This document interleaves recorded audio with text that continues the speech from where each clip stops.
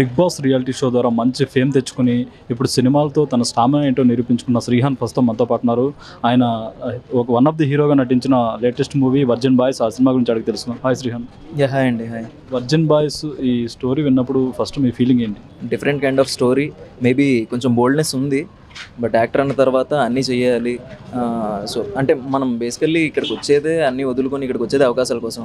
అలాంటప్పుడు ఒక అవకాశం వచ్చిన తర్వాత నేను ఇది చేయను అదే చేస్తానని అలాంటివి ఏమి ఉండకూడదు. ఏది వచ్చినా సరే మనం చేసుకుంటూ వెళ్ళాలని ఇదితో స్టోరీ నచ్చినప్పుడు నాకంటే పర్టికులర్ నా క్యారెక్టర్ నేను బాగా విన్నాను. అంటే నాకు స్కోప్ ఎక్కువ ఉంది కామెడీకి కానీ ఇదంతా సినిమాకి వెయిట్ ఉండే క్యారెక్టర్. సో అందుకే నేను ఒప్పుకోవడం జరిగింది. కామెడీ మొత్తం మీ క్యారెక్టర్ ద్వారానే పండుతుందా? మోస్ట్లీ అంటే నాకు తెలిసి 70 to 80% కామెడీ ఉండేది, స్కోప్ ఉండేది ఈ క్యారెక్టర్ ఉంటుంది. నా క్యారెక్టర్ టీజర్లో జస్ట్ అది ఒక ఇదనుకోవచ్చు, జస్ట్ శాంపిల్ మాత్రమే. అది జస్ట్ ఒక 2% 5% అనుకోండి అంతే. ఈ మీరు ఇంత బోల్డ్ కంటెంట్లో చేస్తున్నారని తెలిసిన తర్వాత శ్రీ గారి ఫీలింగ్ ఏంటి అసలు? ఏమన్నారు? చచ్చా ఏం అనలేదండి. అంటే సిరి నుంచి నాకు ఎప్పుడు అలాంటి ప్రాబ్లం లేదు. ఎందుకంటే ఆ రెస్ట్రిక్షన్ ఉంటే అసలు మేము ఇన్ని రోజులు కలిసి ఇట్లా ఒకే ఫీల్డ్లో మూవ్ అవ్వం. అది ఉండకూడదు ఒకరి నుంచి ఒకరికి కూడా.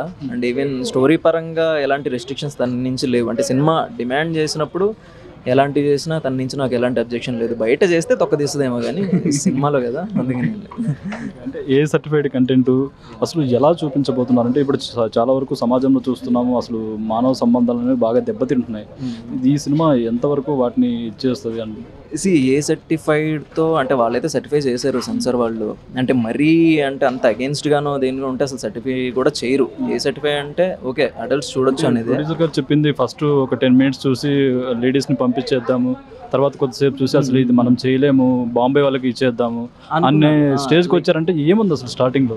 అంటే ఇప్పుడు ఆ సినిమా టీజర్లో జస్ట్ బిజినెస్ కోసం మేబీ అట్లా కట్ చేసి ఇది ఉండొచ్చు. ఆ చూపించిన సీన్లు అలా ఉండొచ్చా ఉండకూడదా అనేది సెకండ్ హాఫ్లో తెలుస్తుంది. సో అది చూసిన తర్వాత వాళ్ళు కంక్లూడ్ అయ్యారు, ఓకే ఇలా వాళ్ళు ఏదో ఒక మెసేజ్ అయితే ఇస్తున్నారు సినిమాలో. అంటే ఇవన్నీ చెయ్యొచ్చా, ఇలా ఉండొచ్చా ఉండకూడదా అనేది ఈ సినిమాలో మేము చెప్తున్నాం. ఓకే, కాలేజ్కి వెళ్ళే పిల్లలు అసలు ఎలా ఉండాలి ఏంటి అనేది ఒకటి చూపిస్తున్నారు. ఎలా ఉండాలి ఎలా ఉండకూడదు అనేది కూడా చూపిస్తున్నాం విజువల్గా. అంటే వాళ్ళకి అర్థం అవ్వాలంటే కొంచెం విజువల్గా కూడా తీయాలి కాబట్టి అలా తీసారు అంతే. అంటే ఇందులో చూసుకుంటే చాలా మంది బిగ్ బాస్ కంటెస్టెంట్లే ఉన్నట్టున్నారు.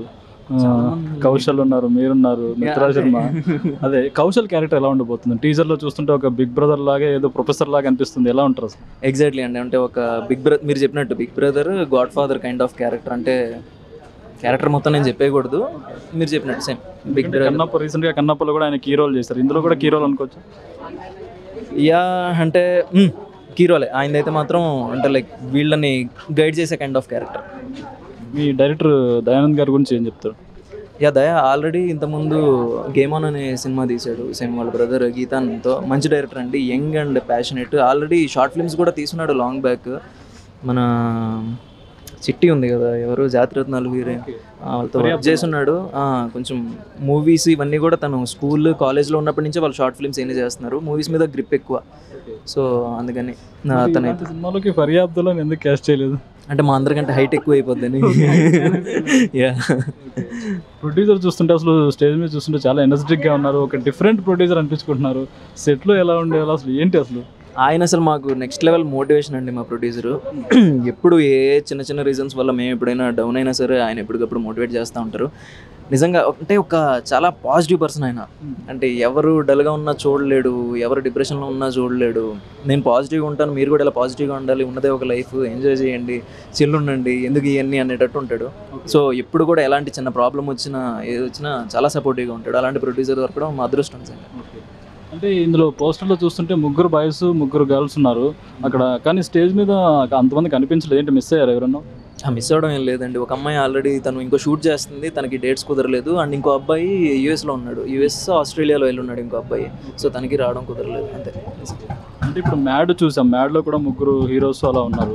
ఇది మ్యాడ్ లాగా కామెడీతో కూడి ఒక మెసేజ్ ఓరియంటెడ్ అనుకోవచ్చు.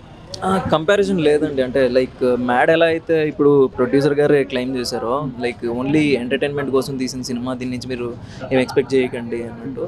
దీంట్లో కాస్త కొంచెం మెసేజ్ ఉంటుంది, at the same time entertainment కూడా ఉంటుంది అంతే. All the best. Thank you అండి. Thank you so much.